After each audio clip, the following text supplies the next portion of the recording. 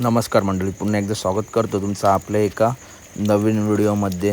मित्रांनो, उद्या भव्य दिव्य एक दुसरा एक बैल मैदान रायगर ग्रुप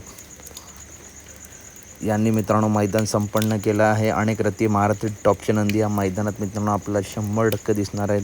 तसेच बकासूर, भुंगा, सर्जा हे टॉपचे नंदीसुद्धा आपल्याला उद्याच्या मैदानात टॉप पायऱ्यांमध्ये दिसणार आहेत.